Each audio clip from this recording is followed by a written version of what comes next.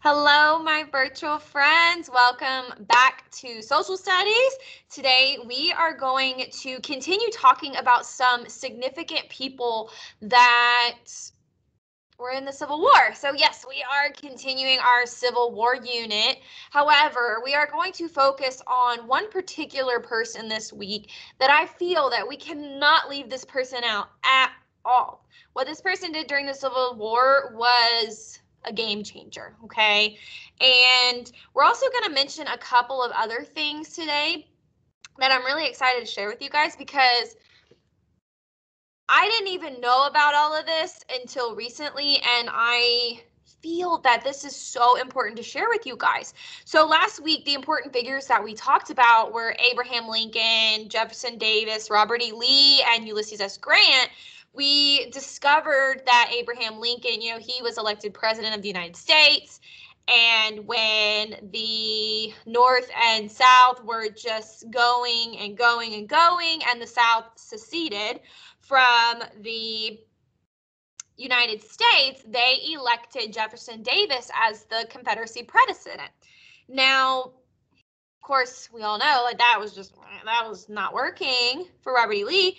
And a whole bunch of amazing little battles later, we come to figure out Robert E. Lee, we figure out Ulysses S. Grant, and it's just a whole whirlwind. I mean, you can't have a war without a bunch of battles, right? But here's the thing is I want us to focus on some aspects that you don't really think about. So I'm super excited to share this with you guys. So my question for you, and you guys, I asked some good questions. Y'all know if you've watched and been in our morning meetings, I asked you some good questions. So I'm going to ask you a good academic question. Do you think that spies were a thing back in the 1860s? Okay, the 1860s were kind of our prime time for the Civil War. So do you think that spies were a thing during the Civil War? I want you to take a minute and I want you to think about that. I want you to think about yes, no, maybe so, but I want you to think about why. Why? If there were some, what in the world were they doing? If no, tell me why you think no. Okay, I want you to take a minute. So if you need more than just a few seconds, I need you to pause the video for me right now. Okay, I'm not paused, but I tried to be funny. All right. So if you do need a little more time, make sure you pause. Whoop, whoop, pause it, okay? But I'm going to keep on going because this is a really good question. So do you think that spies existed in the 1860s during the Civil War? If you thought yes, then you are correct. So what I want to share with you is that now that we've established the answer to our question, yes, there were spies in the 1860s during the Civil War. I gotta explain though, they were not like normal spies that you find in mystery books and movies. They were not like that, okay? Now these spies, they played a very important role in the Civil War. Civil War spies did not have the cool, tricked out gadgets that we all know spies to be. Okay, we've seen plenty of spy movies. We've seen some James Bond. We know how it's supposed to go, okay? But that's not how it was in the 1860s because, I mean, they didn't have the same technology that we have today. So what in the world did they rely on? Well, these spies during the Civil War in the 1860s, they relied on good old-fashioned disguises and tricks to get their information. They created the foundation.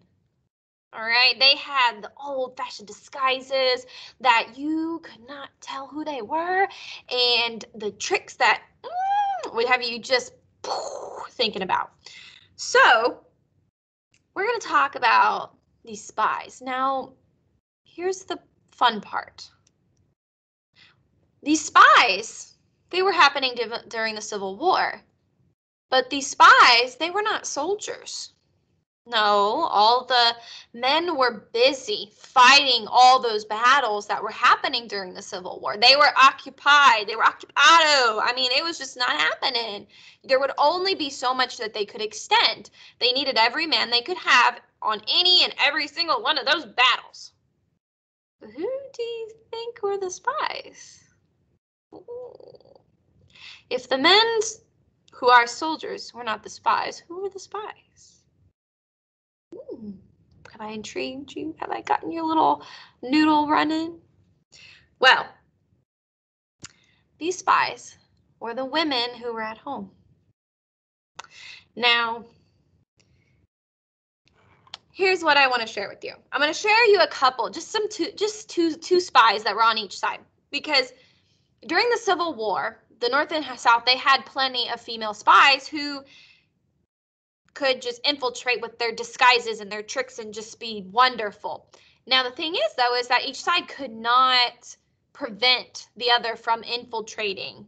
Okay, they couldn't prevent them from coming in and taking their secrets. So they would push out women spies to figure out the other information first. It was more so figuring out whose information first. Like, okay, I know the South secret first before the South knows my secret in the North, kind of thing. Okay, so there were two particular women. Now, one particular clever Union spy was a woman named Sarah Emma Edmonds. Now, Miss Edmonds, was a master of disguise. She first disguised herself as a man so that she could serve in the Union Army.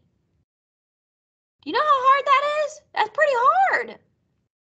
As a spy, she would redisguise herself as a woman or an African-American man when her secret was exposed. So she spent the remainder of the war as a Union nurse. So she kind of got caught, but she still did some good. But that was just kind of one of the cool known spies that we know of now today. Now, there was a Confederacy female spy named Nancy Hart. She disguised herself to track where the Union soldiers were hiding out. She would lead the Confederate rebels to their exact position for an attack. This female spy did all that. She helped produce an attack. So amazing. And Hart, she was actually captured, but she escaped because she tricked a guard into showing her his rifle. She tricked him. And it's the whole story just pans out. She tricks the guard, she takes the gun, she fires the gun, and then she gets away. I mean, it's very good trickery. So as long as there were wars and all these small battles to the war, there were certainly spies, and the Civil War was no exception. Now, what I want to keep focusing on, because that was just like the coolest thing ever, was that there were female spies. I want to also talk about, though, a little bit more about the women during the Civil War. So we know what was happening in the Civil War going on. We know like the events, and we know the people, and we know that there's men and just as soldiers just going and going and going with these battles. But have we ever stopped to think about what the women are doing there in the war? Which we didn't, and now we know that so many of them were spies. Who would have thought? That's amazing. Now, the women, they did not sit and just wait and worry during the Civil War.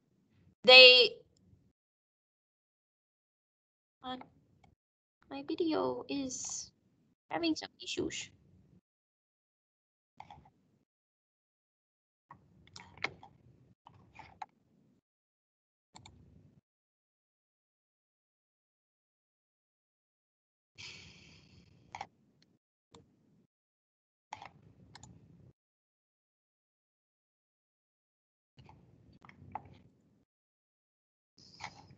Okay.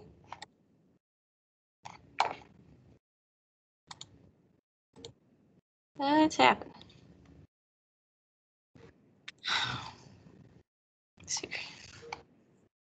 Gosh. Well, that's technology for you. I have no clue if You guys completely just watched me get annoyed with the teams not wanting to work on me. But I don't know if you guys noticed the glitch or if you saw me kind of pouting that my team stopped. But I was trying to carry on with our conversation. So here we go with the love of the fact that technology does not ever work 100% because my team's just messed up. Anyways, let's get back to the women in the war. So I'm going to start over on where I was just because I'm not 100% sure where it cut off or if you watched me pout. I don't know.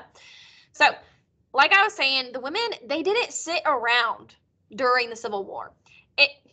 They played those important roles of being the spies. And without the help of the women, both the North and South, they would have had many more problems.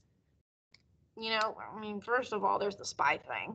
So some women, they disguise themselves as men and they actually fought in the battles. So some of these battles had more numbers because women disguised themselves as men because they wanted to contribute to helping their side. It's just like how we have men and women in law enforcement, we have them in our military, and they are putting their life on the line to protect us, especially our military. And this is how far back it goes. Women didn't just now start wanting to be in the military. They wanted to be fighting those battles all the way back to the Civil War in the 1860s, which they went to the extreme of disguising themselves as men to do so because women weren't allowed to fight in battles. They were supposed to stay at home and take care of the families. Now, there were many more women who worked on the battlefields as nurses. Okay, can you imagine all these thousands and thousands of people and there's only a good handful of nurses being able to aid to the wounded? So having those resources and having as many women as they could be on the battlefield, I mean, it's amazing. Now, we already discussed that some women, they worked as spies, and then there's also most of them who did their part at home by keeping the family nourished and taking care of each other and making sure that the home, and I'm not just saying home like your house, I'm saying like their city, their town, their state, like everyone is good. Now, there were many northern women who entered the workforce to take over jobs that had been held by men who were now off at war, because a lot of the men, they didn't have a choice in whether or not they wanted to fight or not. They had specific qualifications, but the thing is that back then it wasn't a big deal to them. They thought, I'm a man, I have got to serve and protect my country. That's just how the thought was. But a lot of women had that thought too, whether it was disguising themselves as men, disguising up and being spies, or being nurses on the battlefield, or taking care of what they have at home. Everyone did their part. Everybody did their part. Now, then you have the women who are working in the factories, because a lot of those factories could not function without the loss of all of these men who were off into battle. So the women had to take the place and go take care of that for everybody. Now, this was a time when women really started to earn their money. And a lot of that money went to helping and supporting the troops. So it was like when the Civil War started, everything just stopped. And everything went towards the Civil War. I mean, it's a war on the country. It's kind of a big deal. So there is someone very significant that I want to introduce to you. Now, her name is Clara Barton. Okay, you may have heard of her. She has done phenomenal things. She is known for phenomenal things. But right now we're going to focus on the phenomenal things that she did during the Civil War. Okay?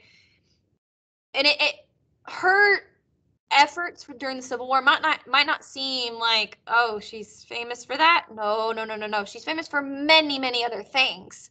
But this is what she contributed during the Civil War, and you guys are going to continue to learn about her this week.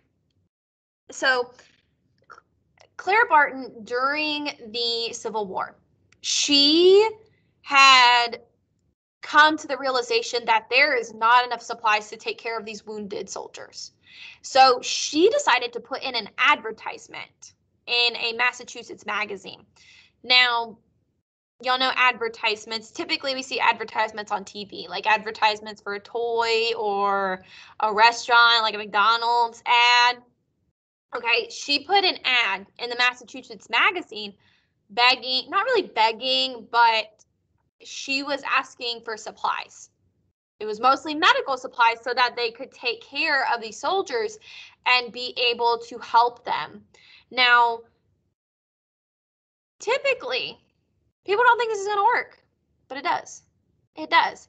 And Clara Barton got so many donations.